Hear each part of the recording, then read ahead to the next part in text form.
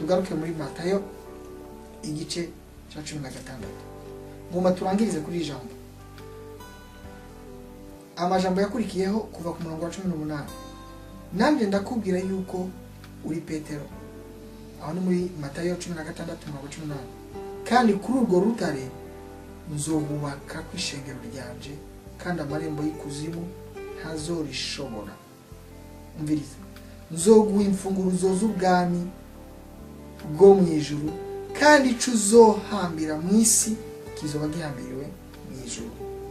n'ico uzohamburura mu isi kizoba gihamburiwe mu ijuru ngoma ndakubwira ko imaze guhabwa guhishurirwa ukumva kurasimbataye kurashinze imizi muri wewe nta kintu na kimwe gishobora kukugwanya ngo ushobore iyo ufise guhishurirwa hawe kuvuye mu ijambo ry'Imana kuvuye kuri mwe mu Imana niyo vyakomeye ntaco bigutwara wewe ntibishobora kukunyiganza nico bisobanura ico gituma Kristo yabwiye Petero ngo ishengero ryanje bizokubakirwa ku mabwirizwa yanjye bizokubakirwa ku ijambo ryanje mu yandi majambo bizokubakirwa kuri jewe wese ngo kandi nta marembo y'ikuzimu azoshobora kubinyiganza bisobanurwa ngo iyo umaze kuronswa guhishurirwa ku Mana muri wewe guhishurirwa kwa Kristo muri wewe ibitero bizoza ibinyiganza bizoza binyiganza mugabo wewe ngura hagati kateretswe n'Imana nta na kimwe kizoshobora kukunyiganza bizokubita bisubireyo bibiliya ndakunda ijambo bivuga ngo abansi bawe bazogutera bazananye inzira imwe ngo ariko umwami wawe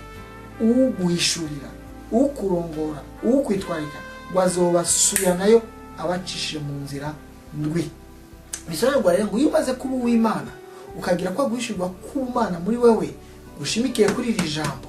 ibitero bizoza mugabo ntibizogira na kimwe bigutwara mu gishingo cy'uko bigira icyo bigutwara uzosanga biriko birakwigisha uzosanga biriko biraguforma biriko birahindura kamere yawe uzosanga biriko birakuvyazamo uwundi mutima wo gukunda Imana kubera yuko Imana muba muri kumwe ntiyemera na rimwe yuko unyiganzwa n'ikintu na kimwe kubona ndakubwire ngo akira guhishurwa kuvuye ku Mana nimba uzi Imana waramenye Imana umwami n'umukiza w'ubuzima bwawe emerera mwe mu Imana abana nawe yame agwishurira aho utabishoboye ufata akanya ko kuba inshuti nawe ufata akanya ko kuba mu bwiza bwiwe umuhimbaza umutazi nibikomera ubwire ati fasha aha anyereka ndakubwije ukuri intsinzi zoba iwawe impera n'imeruka uzosanga uko uragenda muri ubu buzima bwananiye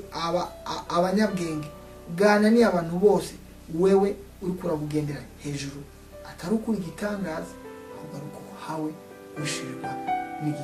n'uwaremye igitangaza ari we Imana ari we Kristo ari we muhemu yera ndahesheje ndizeye yuko ijambo ry'Imana ryo kuri uyu mwanya ryaguhaye ikintu gishasha ndizeye yuko uhereye none hari ikintu wigishijwe kandi ndakwifuza kubandanya wigishwa n'Imana wawe yaganiriye nawe kandi ariteze no kubandanya aganira nawe cyane ibyo wakiriye ngene bihabana inshuti Yesu Kristo ko yamyejo n'ubundi ko ari kandi kwaza kwawe tuzasubira ikindi gihe Imana itugira ngo ndakubuza ko nitwa Gilbert muri Canada Imana ibahezagire mwese mu mihingo yose